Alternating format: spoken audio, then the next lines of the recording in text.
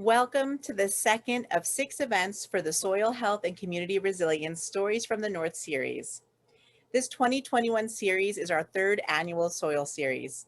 Tonight's event is called Partnering with Plants, and it features Nancy and Michael Phillips, Jan Enthoven, and Evan Perkins. I am Melissa Larita Cole, tonight's facilitator and one of the organizers of this series. I'd like to first thank the other members of the other members of our organizing team, and that includes Grace Gershuni, Becky Colpitz, Lauren Weston, Avi Bauer, and Kat Buxton.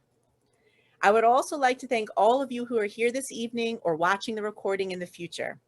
I want to thank those of you who filled out the pre-event community-based planning survey that truly helped us develop this series. Your responses, priorities, and resources informed every step of the planning process, and we hope that you enjoy the series that you helped to design. I would also like to thank all of our incredible partners who have made this series possible. The 50+ organizations and businesses that you see on the bottom and side of your screen have helped us fundraise for our speakers, spread the word about these events, and shared countless resources with us that we are excited to share with you. We'd like to give a special thank you to the Cooperative Education Fund, the Vermont Healthy Soils Coalition, and the Littleton Food Co-op. To learn more about all of the partners and to take a look at all of the resources gathered from partners and through the pre-event planning survey, please visit our website for the series. Lauren is adding that link to the chat box now. We would like you all to know that we are recording tonight's event. Additionally, we ask that you keep yourself muted and your video off. Our team will be doing our best to keep disruptions to a minimum, and will be disabling everybody's ability to unmute yourself for the beginning of the event. We have a lot of wonderful content that our speakers want to share today, so the question and answer for tonight will be short. If you don't get a chance to ask your question, please be sure to follow up on the Vermont Healthy Soils Coalition listserv. At the end of this video, we'll give more information about how to join that, and you'll also have that in your email following the event. Depending on your version of Zoom, you might also have a button at the bottom of your screen called Live Transcript. If you click the arrow next to those words, you should be able to turn on or off an auto-generated live feed of subtitles for tonight's discussion. We apologize in advance if the transcription service captures any of the words incorrectly. The entire transcript will be saved and posted with the recording if people want to come back to it later and don't have access to it now. If you have any questions for us, please submit them through the Zoom chat box. We would like to open this evening with a land acknowledgement. This land acknowledgement for what is referred to by some as the Northeast Kingdom of Vermont and the North Country of New Hampshire has been shared with us and others by Chief Don Stevens of the Nolhegan Band of the Coosac Abenaki Nation. Many of us are on the land which has long served as a site of meeting and exchange among Indigenous peoples for thousands of years, and is the home of the Western Abenaki people. The team organizing this event today honors, recognizes, and respects these peoples, especially the Abenaki, as the traditional stewards of the lands and waters on which we gather today. In that spirit, today we will begin by acknowledging that we are guests in this land. We need to respect and help protect the lands within our use. Additionally, we would like to take a few moments of silence to honor and respect the elders of the past and the present who were and are stewards of this land.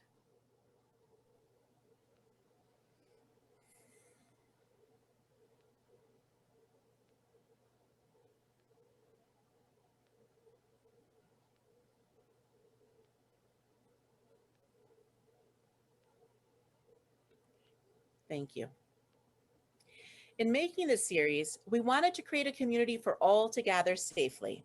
We created a list of community values and guidelines that are being shown on your screen now.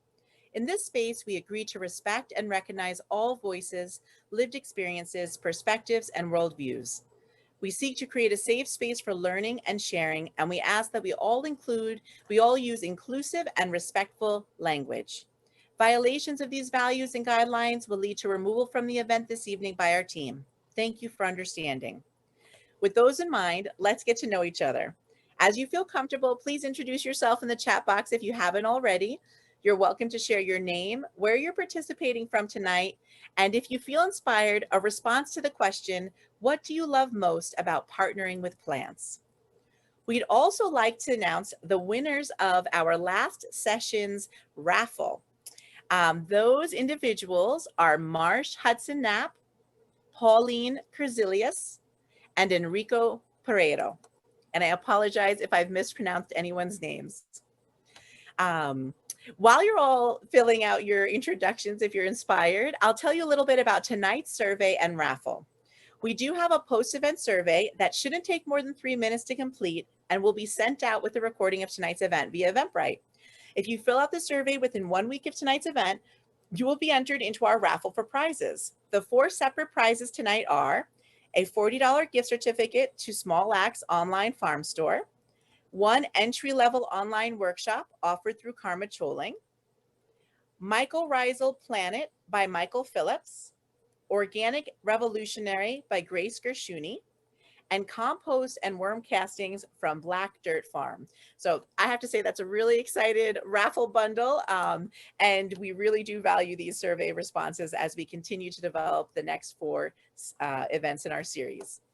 In addition, Chelsea Green Publishing has generously offered all participants of this series a 35% off discount code off of their books and more on their website, chelseagreen.com. The code is listed, should be listed on the slide, but it's PWEB35. And it is good for all participants here tonight and watching the recording this spring. Thank you, Chelsea Green. With that, I am finally excited to introduce our speakers this evening. We will be hearing stories from Evan Perkins, who cultivates Small Axe Farm in Barnet, Vermont. He and his partner Heidi have been farming for 19 years in a high, steep slope in the Northeast Kingdom. So they have a lot to, or he has a lot to share with us tonight about that experience. Nancy and Michael Phillips of Heartsong Farm in Groveton, New Hampshire, who have dedicated 35 years to cultivating organic medicinal herbs, apples, vegetables, and the mycelium and soil life that supports them. And Jan Enthoven, who has spent 30 years gardening at Karmê Chöling, bringing mindfulness, a deep connection to plants and community together to create stunning gardens. With that all said, I would like to pass on the conversation to Evan Perkins. Welcome. Hey all, I'm really excited to be here tonight. I'm representing myself and my wife Heidi. We own and operate Small Axe Farm in Barnet, Vermont. We are excited to share our relationship to our soil and our community. Those are 2 things that are deeply interrelated. I have a few slides to show, and they're just pictures, but I'm going to try to share my screen now and see what happens. Okay, great. This is a picture of our farm in early spring. It's a picture of our cabin here. I want to say first, just a few things about our farm so you know our perspective and where we're coming from. We're a no-till farm, market farm. We sell our food to local businesses and customers within 30 miles of our farm. Another thing that's interesting about our farm is we are now and have always been off-grid, powered primarily by renewable energy with solar panels, with limited use of fossil fuels as part of our farm operation. And we're an owner-operated farm. We started our farm without capital and have slowly built our homestead and farm over the years. That's really important to us because we set out to prove that without a lot of resources, but with some skill and luck, that this kind of life was open to many different people, not just folks who had the money to buy in right away. In terms of soil health, this is kind of everything to us. It's our livelihood, it's our own health, and it's also our life's work. So I want to explain a little bit about how we work with the soil and the things that have made us successful as a farm, and also made us successful in our lives in terms of being able to live by the values we set out to live by, which is always a work in progress. So we're a no-till farm, meaning that we only disturb the surface of the soil. We don't invert soil layers as part of our farming practices. So we don't use a rototiller or a plow, and we also leave all the roots of our crops in the ground as much as possible as part of our no-till process. What that allows is for really excellent soil structure, and excellent soil structure is great for growing plants, great for having a profitable farm, and also a path forward towards sequestering carbon in our soil to help to mitigate the effects of climate change.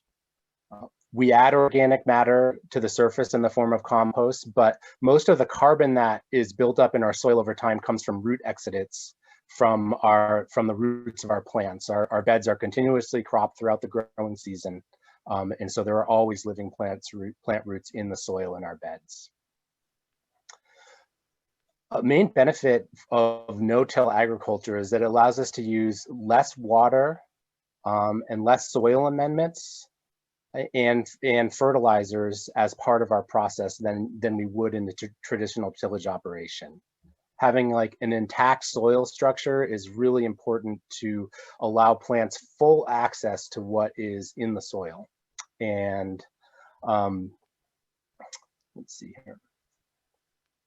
The other thing that happens over time is that we are continually growing the level of organic matter in our soil, and organic matter allows the soil to hold water during dry times, and it also allows the soil to manage really wet times without overwhelming the roots of the plants.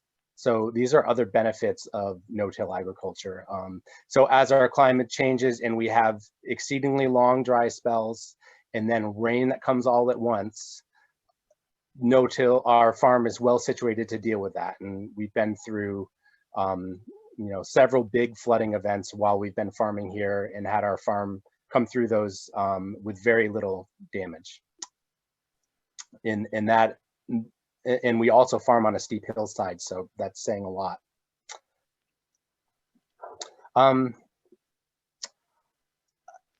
We also feel our no-till system has allowed us to farm on a steep hillside successfully without having soil erosion and all the problems associated with farming on a slope.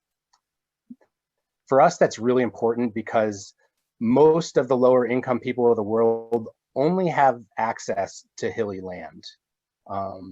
The large expanses of flat farmland in most countries in the world are owned by larger farms or increasingly by large corporations and wealthy individuals.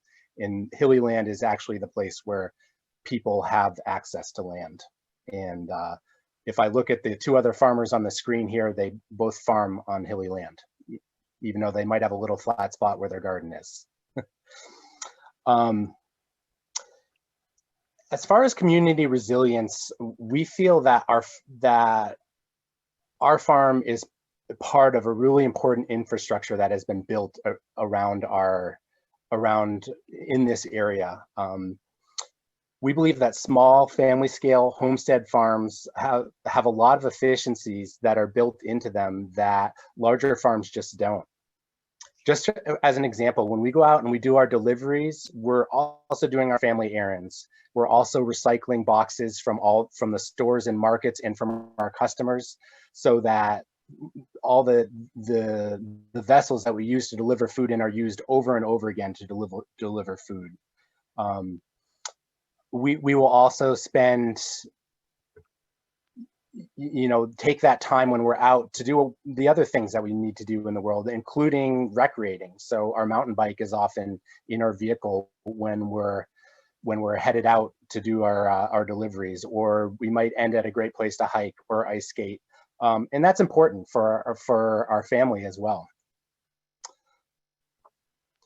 There's always an inclination to want to grow bigger, and whether that's a profit-driven inclination or just the desire to produce more healthy food for your community, and we understand that inclination. But for us, we think that small is really important. As an example, for our family, the scale of our farm allows more of the percentage of money that people spend with us to go to support ourselves living a good a good life, making a just livelihood. And we do have employees, and we pay them as much as we can, but farm employees are generally low-paid employees. And the more employees a farm has, the more of your money goes to paying low-paid employees, the less people are making a just livelihood from your food dollar. So that's another way that small farms are good. If all of these hills were filled with thousands of small farms instead of a couple big ones, it's of great benefit to the community. And in many parts of the country, there's a couple big farms doing the work that 1,000 small farms could be doing probably better. So we feel that the more small farms as part of our agricultural system is going to lead to a more resilient society. We've all felt the impacts when a large business shuts its doors and all those people lose jobs all at once, instead of the natural flow of small businesses coming and going without enormous impacts on the economy. So this is all part of community resilience, which has always been a goal for us. And lastly about that, I think, our style of small scale biointensive farming produces far more food per acre than traditional tractor row cropping farms. We don't need to provide space for tractors to turn around, to go through the beds, to cultivate. And so we can grow a lot more food on a lot less land. And that's important because if we want to really step up as a community and grow more food, it's important that we also do not continue to encroach into our wild space, into sustainable forest habitat. And so small biointensive farms have a really critical role to play. And that's important to us. Let's see. In terms of what we've been homesteading for a couple decades and farming for about 12 years now as like an official business, although we were growing large gardens and farming before that. And it is hard work. It's challenging. It's hard on our bodies, and but we do have a lot of things that continue to drive us forward, and will as long as we can do this work.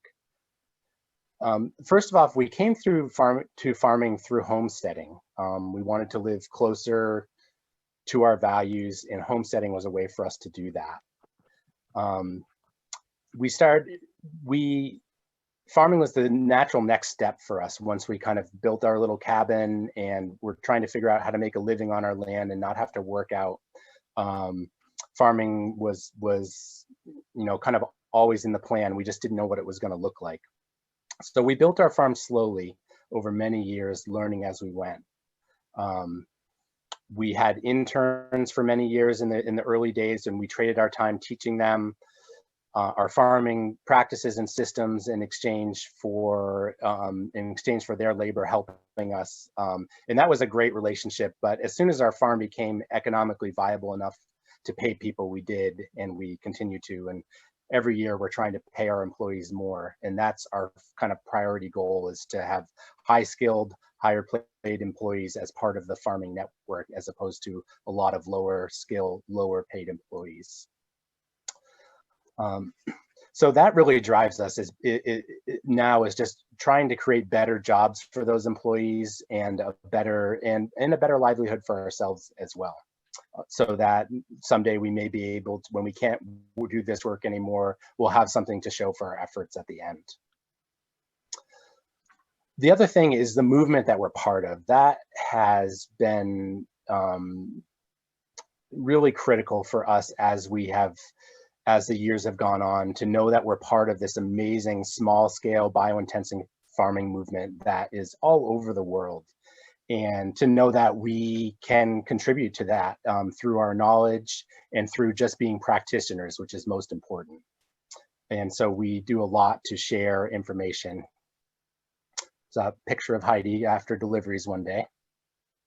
Well, I think these might be out of order, but this is Heidi and I up in the top of our fields on looks like early summer day.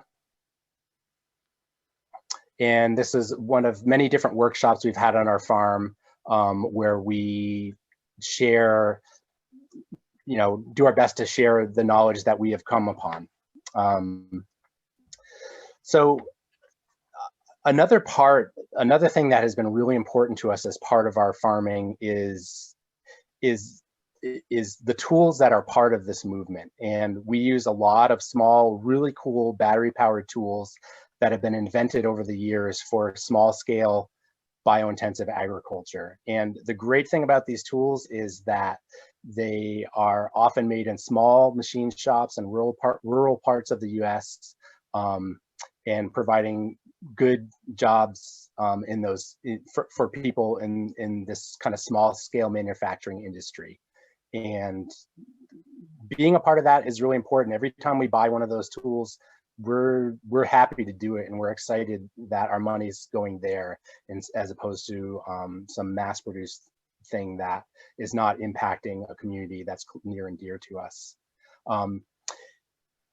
The tools, I mentioned the tools because they're really in their first generation. Just like our farming practices, we're in the early days, and a lot of amazing things have happened already, but these tools are only going to get better. Our farming practices are only going to get better, and they're amazing as they are right now. The tools work well, the farming works well, and so we're just excited to be part of something that we see as an integral to the future of our society. We often have people ask us, how they can kind of get involved, and also, work to live a life that's a little closer to their values. And I think a few things are really important. One is we all, and we definitely need to do better at this as well, is to be involved with the federal, the state, and our local governments anytime there is an issue that you think is important to move our society forward, when it comes to agriculture, soil, the climate. Another great way for people to get involved is just go out of your way to support, small no-till farms, orchards, grass-fed meat producers, all the people in your community who are working super hard to produce amazing food, and spread the word about that amazing food. Because although in your little community, it may be well known, and you may be part of your life, it's not part of everybody's life, and we're still producing a fraction of the food that is eaten in our area. And there are tons of resources, books, podcasts, as I'm sure you folks know, but just when I think, maybe I'll skip listening to another podcast today, oftentimes like those days are the days when I find that one little piece of information that drives me forward in a whole new area and excites me for the next couple months or years. And lastly, I'd like to leave folks with just the advice to develop your connection with the soil wherever you are.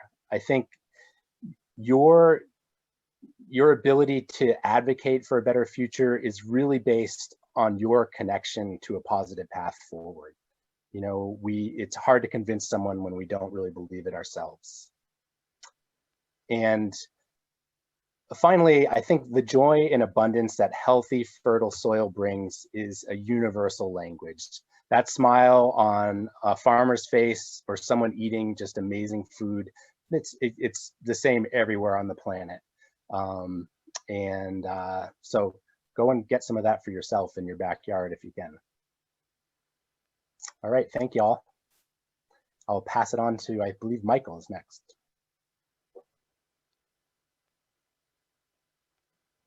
But Nancy's next. Or Nancy's next. Okay, great. Thank you for having us. Appreciate it. And I just want to say thanks to Evan. That was really fascinating and inspiring. That's great. And I'm just happy to be a part of the group tonight. This is a fun topic for us partnering with plants, because our paths have definitely intertwined with the plants throughout our life to our great blessing. And I also have a little slideshow here. Let's see if I can get it up.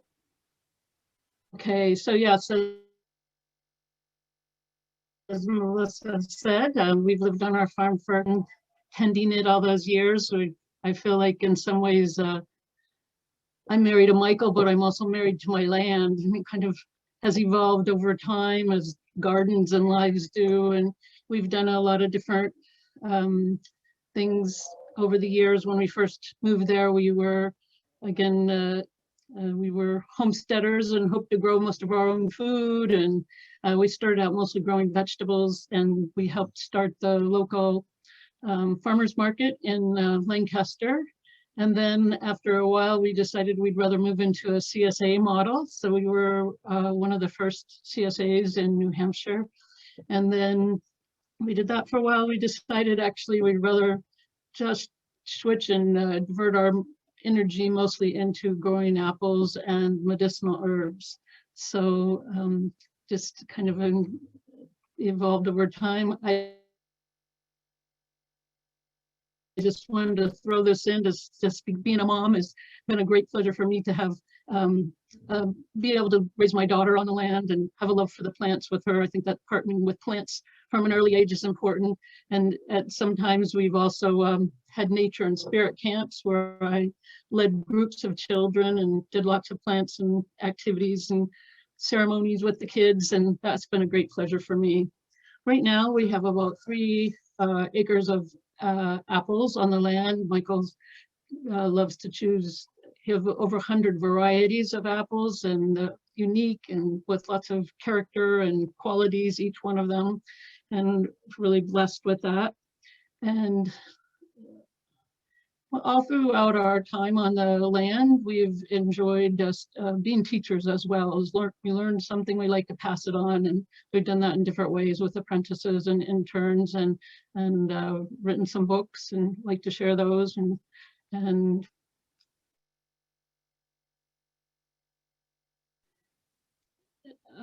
teaching classes. So our farm's always been diversified. We have some wild places where we do wild crafting, and many of our orchards look pretty wild actually compared to the way they used to be quite well groomed. And then Michael's found out that they really grow much better when they have a lot more diversity. And this is just a picture of just herbs and herbs and vegetables mixed in together. And my main love is over the years, as far as partnering with plants, is the medicinal herbs and food for medicine too. And I take great pleasure in just using them for myself. And over the years, we've grown a lot of herbs and dried them as part of our livelihood. Right now, we're really focusing more on teaching and passing on the ability. I think it's important for everybody to have a herbalist in the home, a home herbalist in the home, and community herbalists in each village and community. And to me, it's a life skill that we are able to just walk outside our doors and be able to find foods that are and herbs that are going to help build our health, but also to treat common ailments. And I feel like when we live that way, we're less apt to get involved with the maybe some more over the conventional medicine, which is good for some purposes. All healing modalities are great, but being able to take care of and charge of our own health is really a blessing. This is a quote from Wendell Berry. I really like that. And as I mentioned, I think being an herbalist, it's just a blessing to have this communication and work with the plants and also learn from them and our ecosystems. I'm finding that, so I'm doing mostly a lot of teaching now. Teaching, one of my favorite classes is called Ancient Wisdom for Modern Women. So I love teaching that class. And what I find is there's a little magic that happens. People come and they want to be learning skills like plant identification or making tinctures or making herbal pills or poultices and different things like that. But the magic is that simultaneously, they're also just connecting more deeply to the land and to the plants and to just realizing that, you know, we're not separate from nature, we're all made from the same elements, and there's just this deep connection to the elements, the spirit, and really to our own inner wisdom when we connect with the plants in that way. So to me, that's one of the blessings, and I really enjoy that. And this is some home herbalist or budding community herbalist, just making medicine in our home.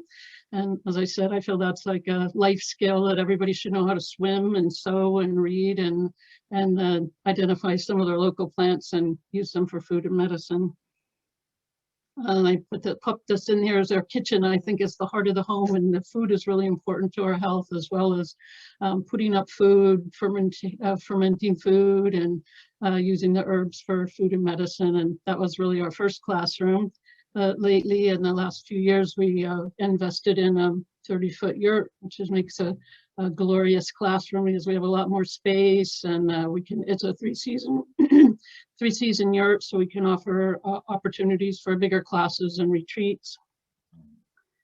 And we still teach outside. Michael teaches some plant apple intensive in the spring, where he just pretty much goes through the whole year, sharing how to graft and prune, and here he's teaching how to sigh. That's one of his favorite pastimes. And we still teach outside. I like to bring in guest teachers that I love and like to learn from, and then that shares their teachings with the community as well.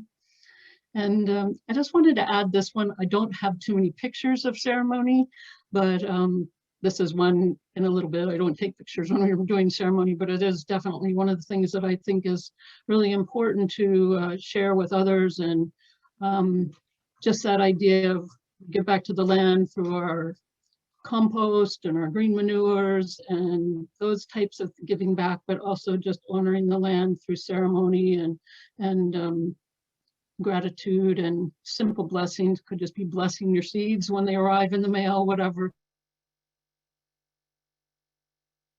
I just want to advocate for that. Here people are lighting a candle for a loved one, and then also one for the earth.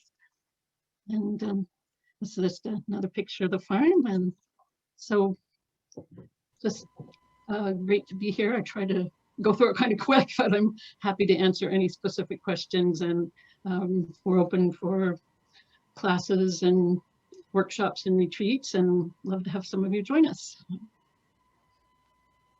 I'll pass it on to Michael. Hello, everybody, and including the woman in the other room. So I want to kind of delve. Nancy's done the farm thing, and you've gotten a sense of what we do here. I want to actually take you down below ground and talk a little about the soil life and how that relates to the plants and what the choices we make, and kind of a mini 5-minute lesson, but it'll be a whirlwind ride, and I think we're going to have a lot of fun. So things begin. I think we're seeing everything now, right? Things begin with the soil food web, and you know, in one sense, this is totally daunting to us. We're talking about trillions and trillions of organisms, the Entomomycetes and the bacteria and the saprotrophic fungi that break down organic matter, the mycorrhizal fungi that have a relationship with the roots, the nematodes and protozoa that eat the other microbes that releases nitrogen. And this whole scene is about mineralization and assimilation. This is where plants are getting the nutrients. So it's important to recognize and care about this. I actually have kind of a little bit of arrogance here in that when I am out working in my orchard, or I am digging a bed with the broad fork or what have you, I'm thinking to myself, I'm the captain of this really great team. But then I also remember, and I have just one job, not to screw up my team, which is the key to becoming a good grower and to really being able to work with plants successfully. Let's see, get on to the next slide. I don't know what's happening. There we go. So I mentioned the mycorrhizal fungi, and these are maybe 400 different species that evolved with plants from the very beginning when the oceans dried up and algae were left in the tidal pools, and oceanic fungi formed a union because the algae didn't have roots, and they're basically to supplement the root system of plants. This is a picture of what are known as arbuscules. And arbuscules are the nutrient transfer mechanism of mycorrhizal fungi. And in herbalism, there's this tradition called the doctrine of signatures. And in the doctrine of signatures, you look at how a plant grows, you look at the shape of the leaf, different things like that that are suggestive of what the medicinal purpose of that plant might be. So when I look at these arbuscules, and I think you could do the same thing, and now we went the wrong way, sorry. I see a tree, or if you flip it upside down, you see the feeder root system of a plant. If you've been trained medically, you see alveoli, the parts of our lungs where oxygen gets exchanged. And all of those things are essential to life on Earth. And that really resonates for me in thinking about the fungi in the soil. They're essential to what's going on our planet. So when I plant a young apple tree coming from the nursery, I dip that root system in mycorrhizal fungi inoculum. When I put out the potato eyes, Gracie follows me, our daughter, and she does a little pinch of fairy dust of inoculum on those potatoes. On the same hand, we're also doing many things to preserve, make sure that the fungi carry forward in the soil itself. When Evan said about leaving roots in the ground, that is a primary way that you carry the hyphae and carry the spores for the next crop in that soil ground. One of the things to understand and appreciate about the fungal realm is that the more, the merrier. So in a healthy ecosystem, there's going to be as many as 50 different species of mycorrhizal fungi at play. And it's important because the different species have different skill sets. There'll be some fungi that are really adept at, let's say, bringing zinc or manganese to the plant.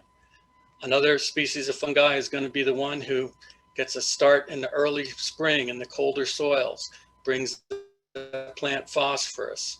Other fungi bring calcium or magnesium or potassium. You get the idea. It's a team effort. And a really important aspect to understand about this team effort is that mycorrhizal fungi do their thing in relationship with a specific plant. And so it's a union, plant and fungi together, where the magic happens. So in my orchard, this is a picture underneath an apple tree. You see a number of different plants here besides grass. The bigger broadleaf plant is comfrey, which to me is an understory superstar. It's also a very important medicinal ally for me. Another plant right there in the foreground is valerian, which has a very tiny flower that attracts a lot of different parasitic wasps. Those wasps in turn go seek insect larvae pests like codling moth in the apple tree itself. So that valerian plant there on the ground beneath the tree is actually a generator of some of the ways I protect the apples from worms. But on the same hand, it's also through its roots connecting different species of fungi. So fungi have multiple relationships. They'll have 20, 50, 100, many hundreds of plants that they affiliate with, and they interconnect. So when you see all these plants down beneath in that mass of roots where the hyphae and the mycelium reach out, they're connecting all the plants. And so it becomes a plant community. That's where the magic happens. This notion of collaboration and support networks, it's what the soil food web does. It's what the fungi do. It's a real important message for us as human beings to understand that this is how life on Earth really works best. And for us to start plugging in our own recognition of local farms and food markets and the health and the medicines that we get from the land, that's all under that banner of what the fungi are teaching all along. Back in the day of Rachel Carson, who wrote Silent Spring, there was an ecologist named Frank Egler. And Frank Egler said, nature, gotta look at my notes, nature is not more complicated than we think. Nature is more complicated than we can think. And I'm okay with that. I'm a humble guy. And I stand in awe of all the things that happen out there in the orchard.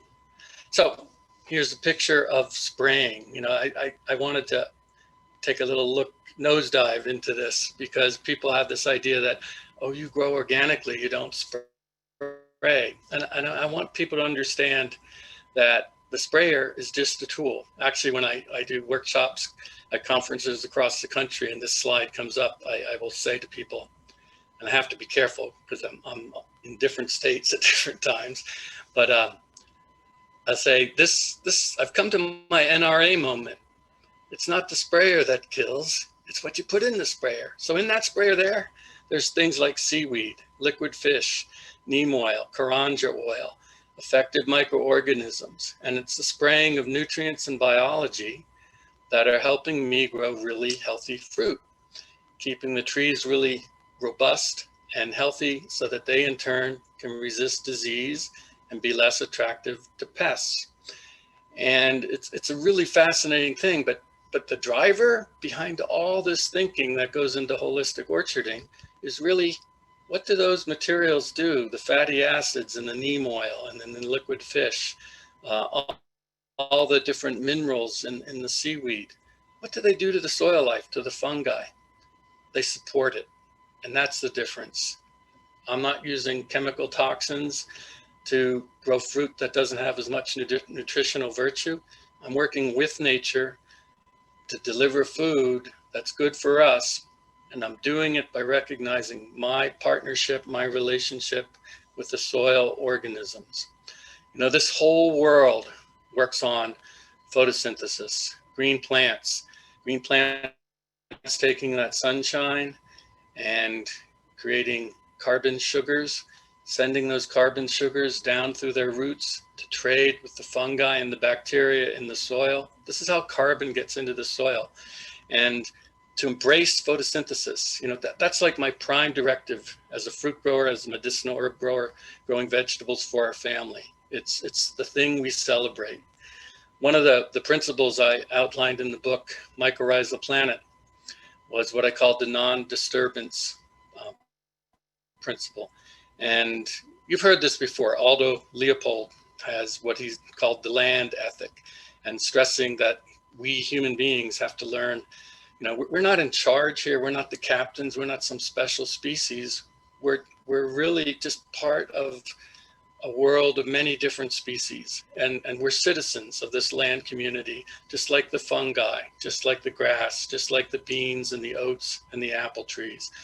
And when we're doing the right thing, you know, for me, it's all about beginning in a space of gratitude. But from there, understanding how not to till up, screw up. I was going to say no till and lead into that. But when you overtill the soil, you pulverize the soil, you pulverize the mycelium. You lose that living connection in the soil by which nutrients are brought to plants, and carbon is put down there in the soil. That's our driver. That's what our goal is. So I like to say we have to all learn how to do fungal things.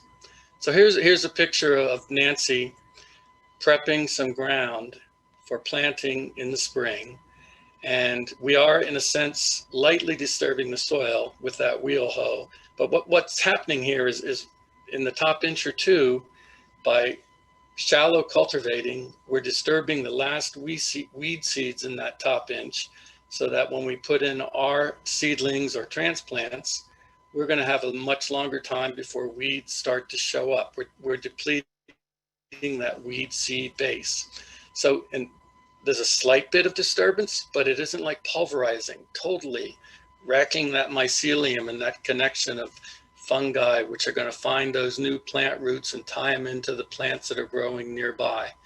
And when we do these sorts of things, we're honoring the earth. And that goes right to the heart of the matter for me. I want to do things that honor this creation. Recognize how nature ties all these things together, that I have a role to play in there, but it's a humble role, and it's one that's really about supporting my team. So I'm going to end by just really stressing this notion. The mycorrhizal fungal scene and plants, it's the union together. It's a symbiosis. It takes two to tango.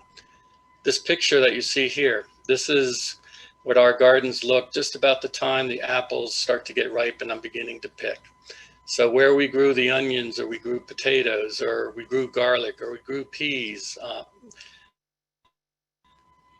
those crops got harvested in July, got harvested in August. And in August, I'll come through, maybe in as much as going into mid-September at the latest. I'll come through and I'll plant a mixture of things like oats, tillage radish, and field peas. These are all plants that are going to continue to be vigorous and green all fall.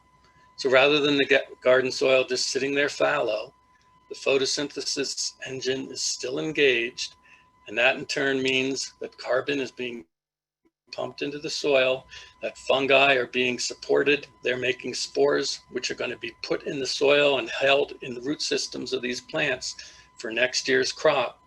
But what's beautiful about this is all these plants will winter kill. And come springtime, when I go out where this lush green carpet was, there's going to be this mulch layer, pretty much broken down, but it's still going to be a mulch layer. And the weed seed factor is going to be very minimal because I'm not letting weeds go to seed. And I call it biological tillage. You get the idea. You can work with nature and amazing things can happen.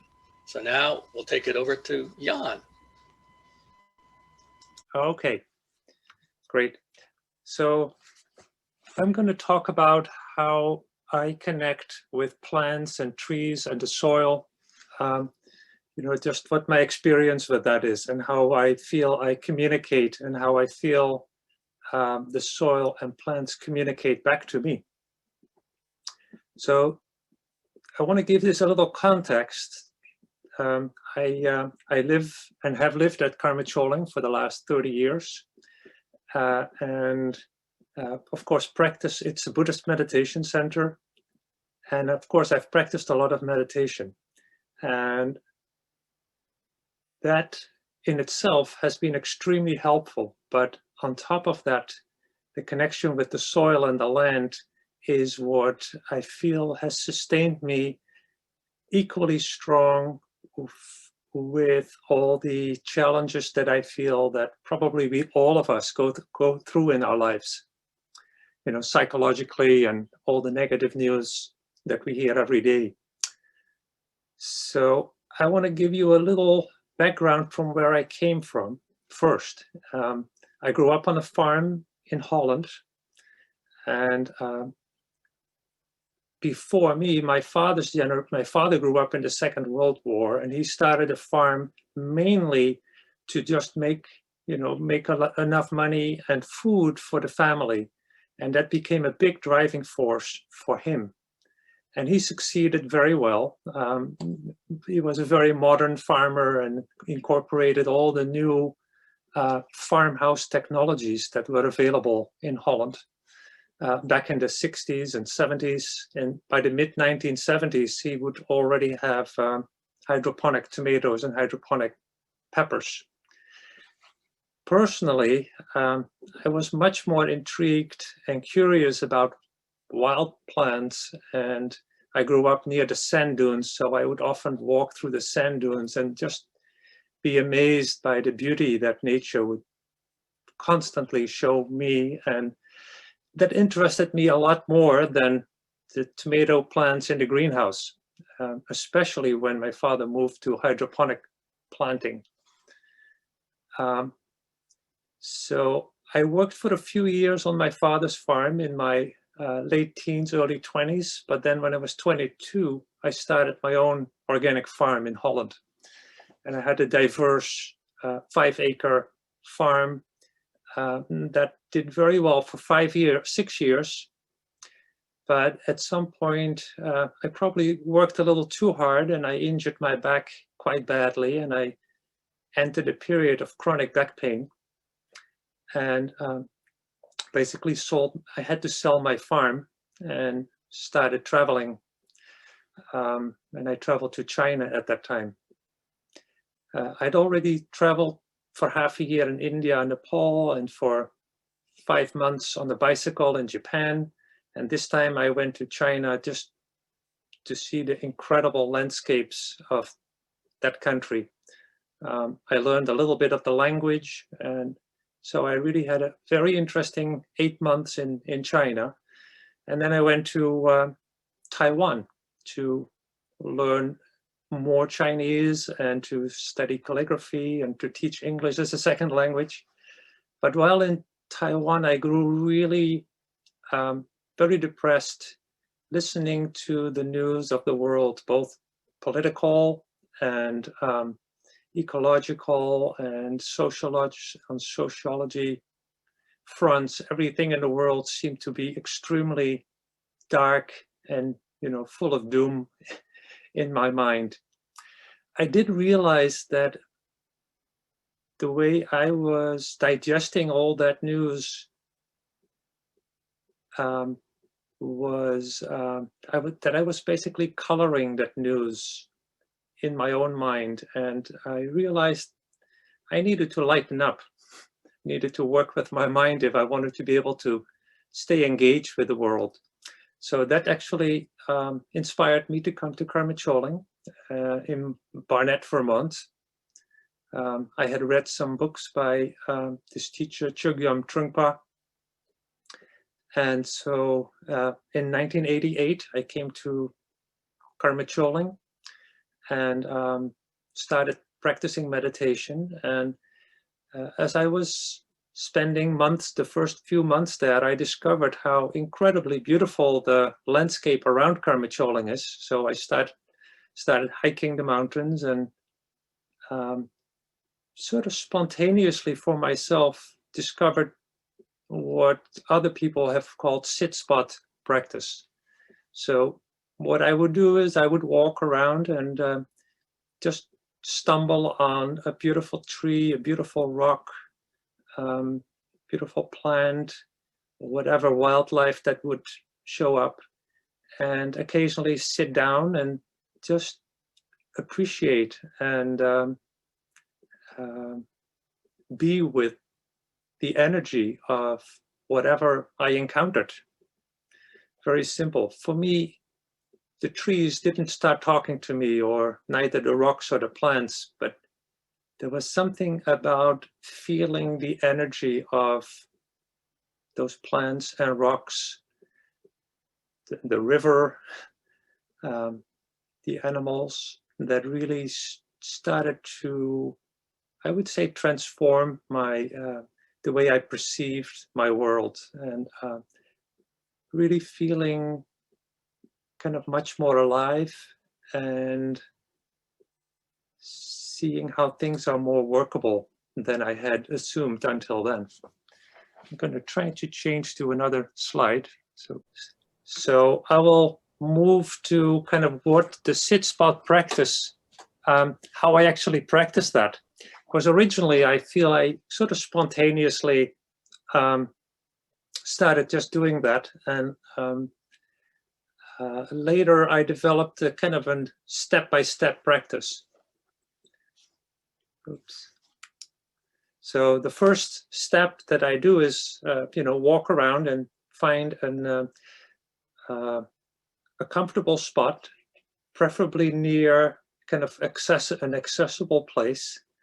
And the first step is to really get settled, to feel my body, feel how I sit on the ground and breathe just naturally, and open my sense perceptions.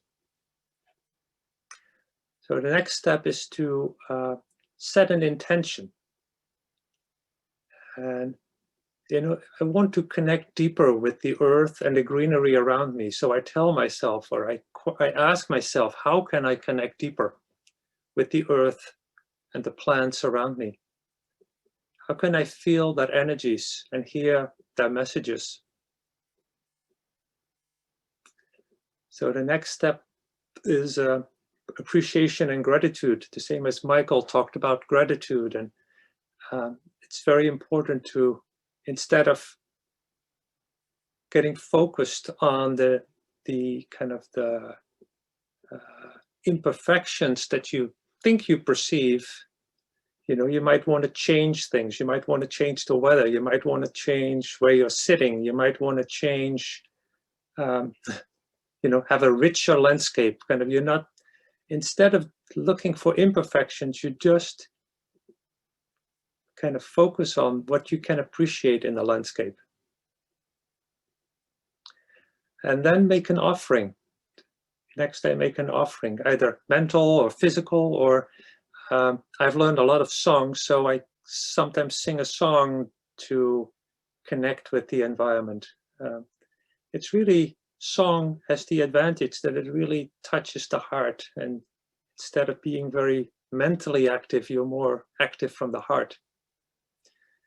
So the next step is to just be with those colors and shapes and sounds and fragrances, fragrance of the soil, and just be with them and let them speak for themselves. Instead of commenting and instead of manipulating, just notice them and be present with that. And next, I try to deepen that experience. And the basic instruction that I follow there is to do absolutely nothing and just listen from the heart. And that allows me to connect to deeper layers of what the plant is communicating, what plants are communicating among each others, and what the insects are constantly communicating among each other and between them and plants. And there's just an awareness begins to grow about how much alive that land that I'm sitting on is. And I become aware that also the plants and the insects and the birds around me are aware that I am sitting there. I'm part of that ecosystem, part of their world. And so I feel that is a mutual communication happening. Sometimes I ask a question there, kind of a personal question about whether a tree could help me, or in a particular way, or whatever that is. So sometimes I pose a question there, and then I end with simply a bow and say thank you, and I move on to, the next place. So I do that sometimes 5 or 10 minutes, but more often 15 minutes, half an hour. And if you really enjoy it, you can even sit for much longer than that.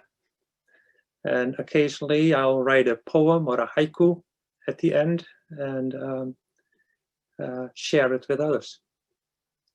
So that's what I wanted to share with you from sit spot practice. And feel free to ask questions if you want later. Thank you, Jan. And I wanted to thank all of our speakers. Personally, I am very inspired. I'm a homesteader myself and an experienced gardener, and there are already several things that have come up in this conversation that make me excited because I can, there are additions or new information that I didn't know about. And we're going to keep on with that by asking one question to all of the speakers, which is, what is one thing that someone can do this summer to enhance their partnership with plants or to support soil life? And Evan, if you want to kind of take the lead or begin, that would be wonderful.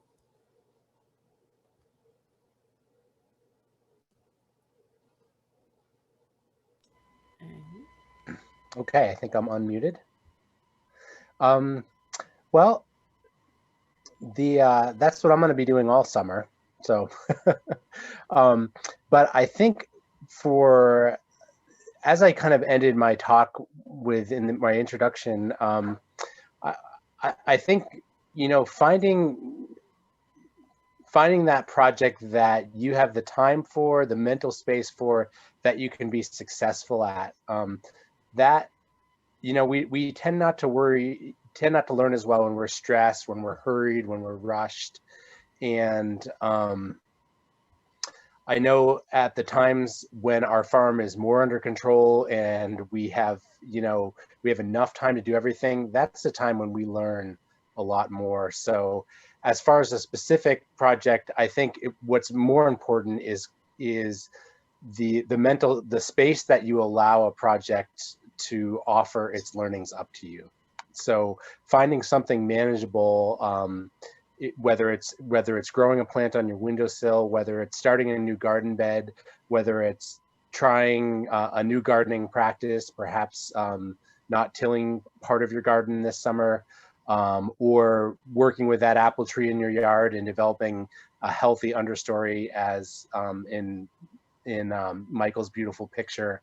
I think any one of those things would be great, but doing a project that will allow you the time to really understand what it has to teach you. And I think this also speaks a lot to what Jan left us with, is taking that time to understand what there is to learn in that one little spot that you've chosen to focus your life energy. Thank you. Anyone else want to answer that question? This is the soil takeaway question of the night. One, I just want to chime in here and say, seeing all those green pictures, it's like, wow, it's coming. This is what's coming.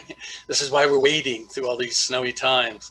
So I spoke a little bit there on that last slide about cover cropping, and I introduced to you the fall combination of oats and tillage radish and field pea.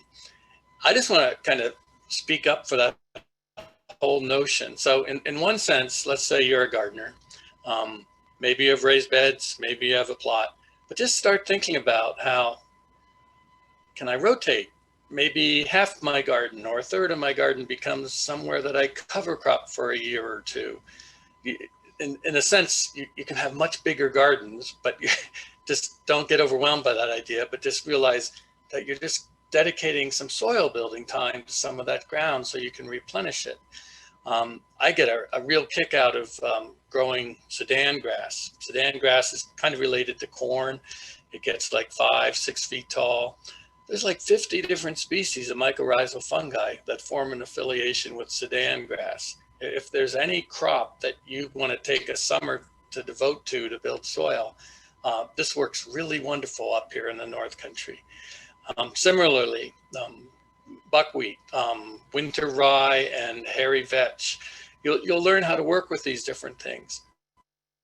But even in the garden context, just get it in your head. You took out the garlic within a week, plant annual rye, put something back in, get those plants, those green plants, doing the photosynthesis thing. And you really can fit it in. It's not some big daunting thing. I got to have a tractor. I'm about to plant 40 acres of buckwheat. No, it's a little bit of hand sowing, a little bit of garden rake to cover the seed, and something is now growing where last week you took it out of the soil and you left the roots, ideally, if you can. Obviously with garlic, you're not going to, but you can do it. I guess that's my message. You can do these things. You can do a lot more with plants than you think, and that's where the magic happens. Thank you, Michael. Nancy or Jan, are you interested in answering this question? Everything that Michael said is, I completely want to second that. I personally have the first 20 years that I was gardening here, I would have small parts of my land in cover crop of the garden, and we have a 1 acre garden at Karmê, Chöling. And I would do quite a bit of mulching, but relatively few, a little bit of cover cropping. And especially the last 5 years, I would say, about half the garden is being cover cropped now. And I have found that the soil becomes so alive that even though I'm growing a smaller part of the garden, there's actually the production is only slightly less than it used to be, and I feel I'm less busy. So that's how I thought of answering that. So I just want to second the first two speakers. Thank you. And Nancy, would you like to share? I'll just take it a little different route because they've covered some of the things. I think as an herbalist, a lot of times people, they feel a little bit overwhelmed thinking they want to learn all these herbs, and it's just a little bit overwhelming. So I just want to encourage people to it's really like people, you can have 100 acquaintances and you might see them at a gathering or something and say hi and you know a little bit about them, but it's really important, I think, to just take a few plants, maybe less than 10 for sure, but maybe just choose 3 or something for the summer. You're going to work with a lot of plants, but you're really going to become close, intimate allies with just maybe 3 plants or something, and then you just try doing all kinds of things with them, and especially herbs. You can try using them for tea, you can try using them for a hair rinse, you can learn how to use them for a poultice, find out their different facets, because they're just like people in a sense that they, sometimes I'll think I know one herb and somebody will tell me how they use it, and I'll think, well, I don't think that's true. But then when I look at the constituents or the actions, I think, oh, of course, you could use it that way. So just really delving deep and becoming intimate and practicing some of your own suggestions and just being with the plant. And sometimes we don't even need to use them for physical ailments or anything, just spend time with them and get to know them. And so I guess that would be my suggestion. Take a few, go deep. Great, thank you. And now we're going to ask some specific questions for each speaker from the audience. And we're going to start with Evan. Evan, what direction does your hill face? Our hill faces south. When we were looking for property, we didn't have a lot of money, and I always went with a shovel to look for property. And normally it was someplace way out on a class 4 road. And I was looking, so I had a shovel to look for good soil, and then I was looking for southern exposure, which I knew we wanted to farm, and it is not crucial, but the farther north you live, the more important it is. And as an example, our greenhouses where the soil is actually sloped to the south with the slope of the hillside are generally about 2 weeks earlier than our greenhouse we have on our property that is on one of our few pieces of perfectly flat ground. So in the shoulder seasons is when that southern exposure really helps, in the spring and the fall, to extend our farming season, which makes our farm more profitable and also allows us to provide food to the community in times of year when it's really hard to get local food. And so for us, those are like the most important times of year for offsetting food being shipped from other parts of the country to be eaten here.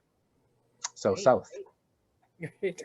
And Michael, where do you get your mycorrhiza? Is there a particular brand or resource that you recommend? Sure. So there's quite a number of companies doing this now, and probably the main thing to key in on is to get an inoculant product that has a diverse range of spores, and the best ones typically have 9 of the endomycorrhiza. So endo, that means going within the root, like I showed you that picture of the arbuscule. Brands like Mycorrhizal Applications, Bioorganics out of Pennsylvania, Root Rescue up in Ontario. There's some of the companies that go for the gusto, and you get all those spores. But I also want to make sure everyone understands that there are fungi in the soil.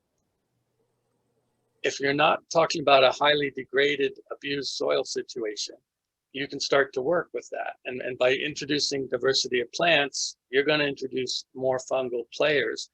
Another thing that you can do is you can go to healthy wild places. I like to ask permission when I do something like this, but if you go to a wild apple tree where there's a diversity of plants around, and you go down at just a couple inches where there's feeder roots, and you bring back like a quart of soil from near roots, there's got to be some root fragments, and that close vicinity to roots is important. and you come back and you bring that to your newly planted apple tree, let's say, or in the last couple of years, and you move aside an inch or two of the mulch, put the soil down, you're putting spores and fungal hyphae fragments that are going to find the roots of your plant. So there's many riffs on this. But if you're purchasing inoculum, one of the greatest things to do is mix that in your potting soil in the greenhouse, because that little tomato seed and that little pepper seed and that onion seed and what have you are all going to get a fungal start. They're going to be much more resilient transplants when you put them out in the ground. And the fungal nature, the mycelium will bloom as the root mass grows. It'll connect with other plants, tie your transplants in, and then you're off and running. Great, thank you. And this question is for anyone who's interested in answering. Do you clip weeds that are a bit too large, but they're not overcrowding roots, like chop and drop? I don't know if anyone can speak to that. Well, I'll do it. So, obviously in an orchard with fruit trees, when I take that sigh, I'm doing chop and drop, so to speak, right around the drip line of the tree. In the garden, when I am pulling weeds that would be aggressive cedars, I can take them and mulch out in the orchard, because they're not going to have that open soil ground situation, and utilize that. But now I'm going to go to my comfrey plant. I pointed out that there was comfrey underneath that apple tree. So comfrey is this amazing plant that gets about 2.5, 3 feet tall. It blooms right after the apples do, and bumblebees just go from the apple tree to the comfrey blossoms. And it's really important to be thinking about your pollinators and various things in flower throughout the whole growing season. Anyway, then comfrey starts to reach the point where it would set seed. Now, I grow a type of comfrey called the Bocking cultivars, which do not set fertile seed. If you actually get the Syphytum officinalis, the European comfrey, which does set fertile seed, your ecosystem may become all comfrey. So you actually don't want that. Anyway, Bocking cultivars, the plant gets top heavy and falls over. And/or I might push it in a certain direction, steer it, keeping the grasses from getting too thick underneath the tree. But I don't cut it off. And this is the key point. This is a living mulch plant. And by letting that part of the plant that fell over stay green, it truly smothers and opens up, acts as a mulch that opens up the soil a little bit more. And meanwhile, new stalks arise, they flower, the bumblebees find them. We might take some of the comfrey leaves at different points, and I make fermented plant extracts. Comfrey is very rich in calcium. That's a very important part of my spray for the apples to help them get calcium into the fruit. But this construct of a living mulch plant, you have to think about, how does the plant grow and how can I utilize it like that? And comfrey is a good teacher in that respect. Thank you for sharing, Michael. Especially, I know in permaculture, chopping and dropping comfrey is all the rage. So thank you for sharing that alternative way of working with it. And this question is specifically for Nancy. Wait, Melissa. Yeah. Melissa. Oh, can I just interject one Yes, definitely. little thing, since he is my husband? I'm just fearful that people might get mistaken, and you can use the comfrey like that in the orchard, but you wouldn't want to plant it. Whenever you plant comfrey, you just really can't transplant it, because it can grow from just an inch of the root, and the tap roots can be like 6 foot long. So I just didn't want people to get like a little confused and think maybe I'll just put a few of these in this garden bed this year, because they're, unless you always want them to be there for the rest of the duration. Anyway, I just had to, maybe nobody else would have considered doing that, but okay. No, thank you. Thank you, Nancy. That's an important consideration. And my next question is actually specifically for you. Somebody asked, what have you learned from your connection to one place over so much time?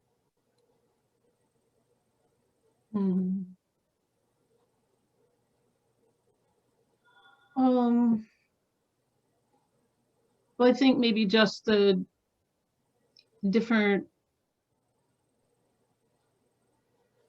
little ecosystems that are on the land itself. You know, I have favorite spots that are in the woods by the brook, or I know, you know, even just talking about all these cover crops that Michael's been and people have been mentioning, I noticed that I have like a lot of perennial beds that are a lot of flowers and herbs that don't get, you know, they're weaker in some ways because they haven't had that rich cover crops in them. So I guess just knowing more about the land and the trees and the different ecosystems, and a certain feel or familiarity with the energy of the land. Great. Thank you. And this might be our last question, and it's for Evan. And a few people were really interested in the specific tools that you use, or what are your favorite tools, including the battery powered options? Well, we use several tools, and you know, as you know, as we've grown older, you know, we've just needed to find ways, if we were going to be a productive, profitable farm that supported our family, to you know, to use, you know, appropriate technology to help us to do that. Because we started out with you know, a bucket and a rake and a wheelbarrow that had a flat tire most of the time, and eventually we realized, well, we got to upgrade from this if we want to keep doing this. And so as far as tools, we use a bunch of different tools. One tool that we use to clear beds is a battery powered, essentially weed whacker. You can put all different kinds of blades on them. But that allows us to chop, like, say, a bed of greens off right at soil level. All those greens mulch right in our pathways, with some soil mixed in, so they don't create an anaerobic kind of rotting pile there. They biodegrade, they decompose very quickly because they're mixed with soil. And that allows us to leave all the roots in the soil, and we can plant again that same day. We don't have to wait a couple weeks after we've tilled something in for it to for the nitrogen robbing aspects of decomposition to stop. We can till again, we can plant that same day without having to till the soil. And so that allows our farm to be really productive, and kind of going along with the theme that Michael was talking about of like always keeping that soil active. So that's one tool that we use. That's not you know, that's a more commercially available tool. We also use a tool called the tilther, which just kind of it essentially tills the top inch of the soil, and that will allow us to use mechanical seeders, which are another tool that we use. And so they often don't work well unless there's some good tilth, so fairly loose soil on the surface. We use a little tool called the tilly, which is a battery operated tool, which we basically, because we're on a hillside, soil will erode from the top of our beds down into the pathway. Our pathways run across the hillside. And so the tilly allows us to bring all that soil, compost, or dirt, decomposed you know, crops, because most of our crop matter actually stays in our field. We don't take it off and compost it. We compost it in the pathway when we can. So once a season, we'll go through with that tilly, and it actually will shoot that soil back up onto the bed, which is a really critical part of farming on a hillside. Erosion will happen. We have just managed it in a way where it just goes downhill to the pathway below, and then it gets brought back up onto the bed using this tilly, which was invented by a farmer. You can also use it for light cultivation as well, and other things like that. And then we have a greens harvester that's powered by a drill, by a battery powered drill that was invented by a 17-year-old kid who now has a fairly sizable company, which has helped to make growing baby greens profitable for us, and has helped us to, from our very small farm, which is about an acre, distribute greens to many, many local stores and businesses.